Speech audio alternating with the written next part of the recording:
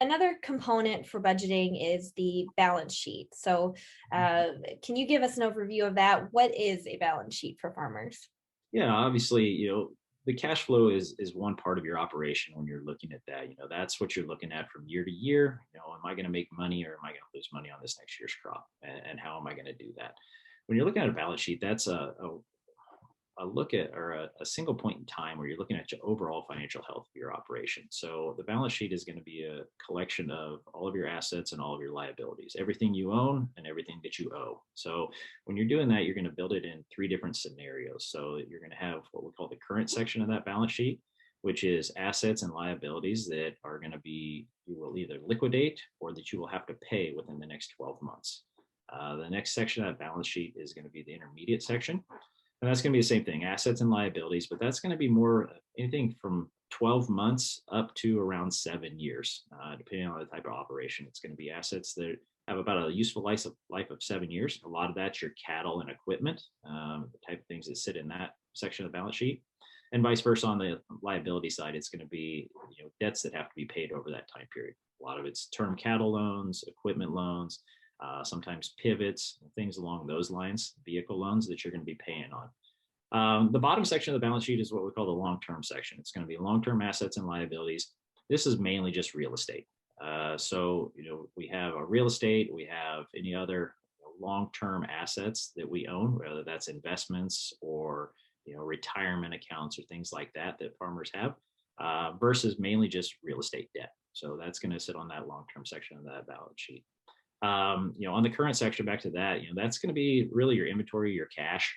So things that you're going to be liquidating in the next year, whether that's prepaids or accounts payable on the liability side. So anything that you owe your vendors that you have to pay in the short term.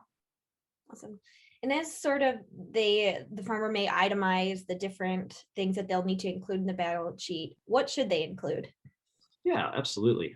So be as thorough as you possibly can. So obviously we want to include everything. It's a true picture of your overall financial health, and it is a tool that we can look at year over year. I would highly recommend when you're preparing these balance sheets, try to do it at the same time every year. I know a lot of operations when I'm working with my customers, I try to sit down and do it January 1st. I encourage them, if they sit down, they're watching football games on New Year's Day, try to look at your balance sheet a little bit and sit down and do that while you're watching football. That way you have it time stamped and it's the same point in time every year. And it's going to be a good tool for you to be able to measure your success year over year. So when you're looking at what to include everything you possibly can. Be realistic about what you're including though. Make sure you have accurate inventory numbers.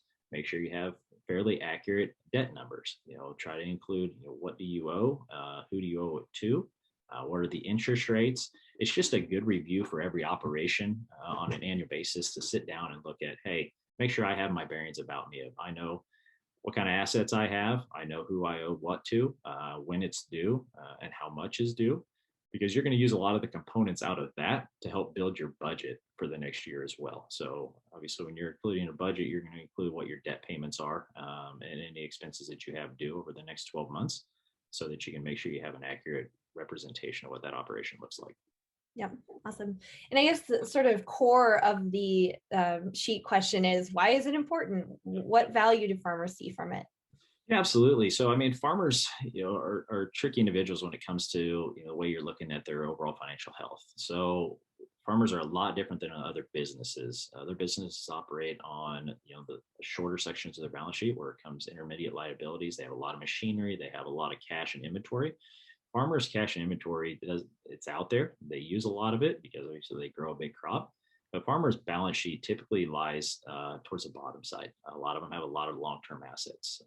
Farmers are always real estate rich, cash poor. So and that's the common saying out there. So their savings account is their real estate. And so making sure that you've got enough equity in your balance sheet, should you need to tap into that ever, is a good tool to measure on an annual basis. And especially with the volatility that we're seeing right now. So are there things in your balance sheet that you need to be thinking about and planning for?